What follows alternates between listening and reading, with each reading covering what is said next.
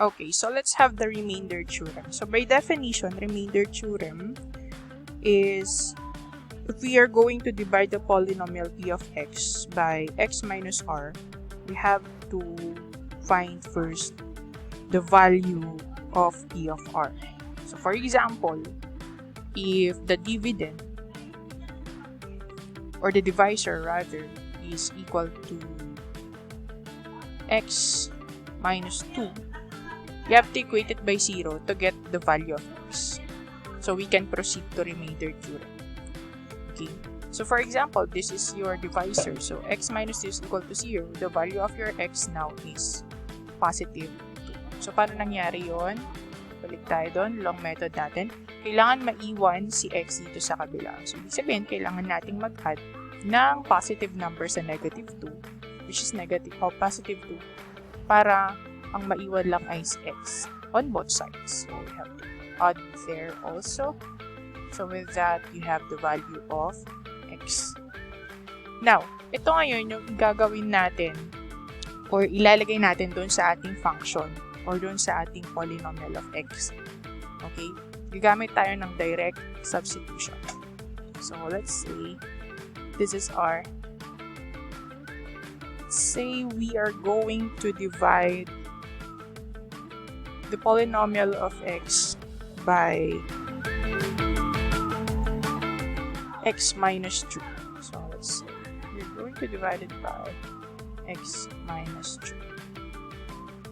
So ang gagawin natin, we have to find first for the value of x.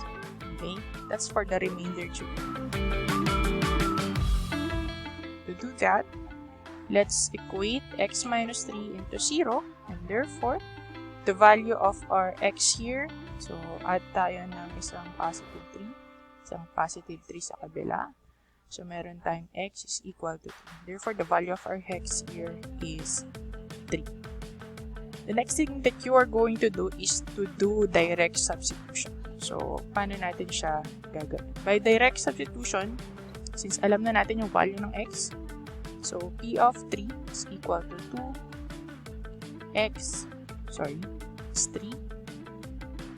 Ipapalit lang natin yung value ng x dun sa ating equation. So, 3 raised to 3 plus 5x squared, so that is 5, 3 squared, minus 5, palit natin ulit, times 3 squared, minus 3 times 3 plus 6. So, this is the use of your direct substitution dun sa past lesson natin. So, 3 raised to 3 is equal to 27. That's 3 times 3, 9 times 3, that's 27. So, 2 times 27 plus 3 times 3, that's 5 times 9, minus, oh, I'm sorry, isang 5x lang pala yun. I-adjust natin. This is negative 3x plus 6. Sumobra. So, we have 3 times 3 plus 6. So, 3 times 3, you have 9 plus 6. Evaluating this further, 2 times 27, we have 54 plus 45 minus 9 plus 6.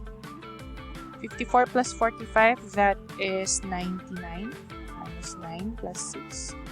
So we have 90 plus 6, that is 96 by p of 3.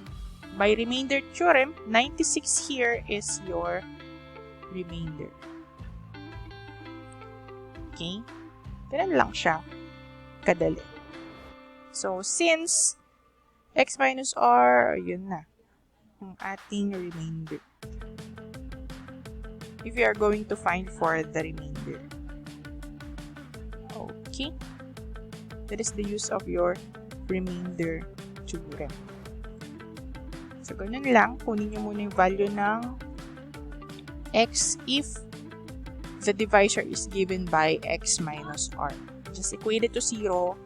Yung value ng x, substitute natin sa p of x, and then proceed to direct substitution.